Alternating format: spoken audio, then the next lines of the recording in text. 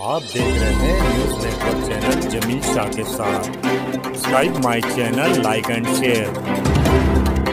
6 दिसंबर 2024 को धुलिया समाजवादी पार्टी की तरफ से धुलिया जिलाधिकारी को निवेदन दिया गया, बाबरी मस्जिद को ध्वस्त करने वाले समाज कंटकों के ऊपर कार्रवाई की जाए और उनको सजा दी जाए। समाज कंटकों द्वारा न्यायालय की अवमानना करते हुए अयोध्या में बाबरी मस्जिद को ध्वस्त कर दिया गया और पूरे भारत में धार्मिक दंगे हुए और अरबों रुपए की संपत्ति लूट ली गई। साथ ही जातिवाद का जहर भी बोया गया। आज इस देश में नए नए धार्मिक मुद्दे उठाए जा रहे हैं और अशांति फैलाने की साजिशें रची जा रही हैं। कभी ज्ञानवापी मस्जिद तो कभी संभल की जामा मस्जिद सांप्रदायिक तनाव बढ़ा रही है। साथ ही इस मामले में यह भी लग रहा है कि प्रशासन भी कानून कायदों को दरकिनार कर दबाव में काम कर रहा है। देश और दुनिया में हर धर्मावलंबी की इबादतगाह अजमेर दरगाह को विवाद में लाने की कोशिश की जा रही है।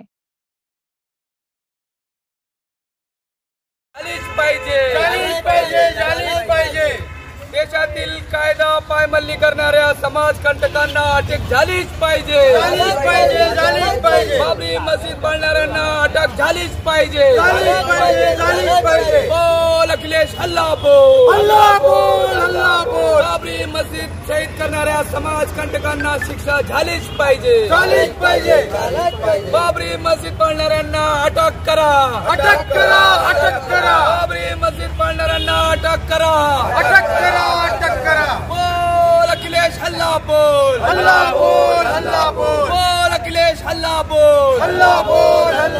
बाबरी मस्जिदच्या गुन्हेगारांना शिक्षा झालीच पाहिजे।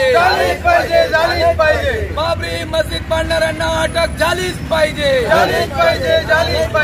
डिसेंबर 1992 रोजी पूर्ण देशात काळा दिवस म्हणून पाळण्यात येत आहे। या दिवशी देशातील भारतीय घटना याची उघडपणे पायमल्ली करण्यात आली। सर्वोच्च न्यायालयाचा अपमान करीत समाजकंटकांनी बाबरी मस्जिद शहीद केली। त्यानंतर पूर्ण देशात जातीय दंगली घडून आल्या। या दंगलीत हजारो लाखो निरपराध लोकांचा बळी गेला, करोडो अब्ज रुपयांची संपत्तीची हानी झाली आणि त्यानंतर पूर्ण देशात जातीवादाचे बीज पेरले गेले। त्याचाच परिणाम म्हणून आज सातत्याने देशात नवनवीन धार्मिक मुद्दे उकरून काढण्यात येत आहे। कधी ज्ञानवापी मस्जिद तर कधी संभलची जामा मस्जिद। आता त्यांनी पूर्ण देशात किंवा पूर्ण जगात त्या जे श्रद्धास्थान असलेले, प्रत्येक धर्माचे आदरस्थान असलेले अजमेर दर्गा सुद्धा त्यांनी वादाच्या भोरात आणण्याचा प्रयत्न केला जात आहे।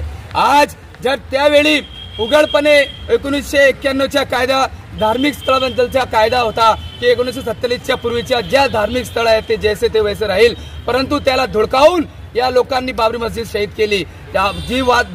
जो प्रकरण न्यायप्रविष्ट असताना त्यांनी ती इमारत तोडली, जी वास्तू तोडली, मुळात त्यांना अटक व्हायला पाहिजे होती, त्यांना शिक्षा व्हायला पाहिजे होती। असं न केल्यामुळे आज प्रत्येक ठिकाणी नवनवीन मुद्दे उकरून आज जातीय तेढ निर्माण करण्याचा प्रयत्न केला जात आहे।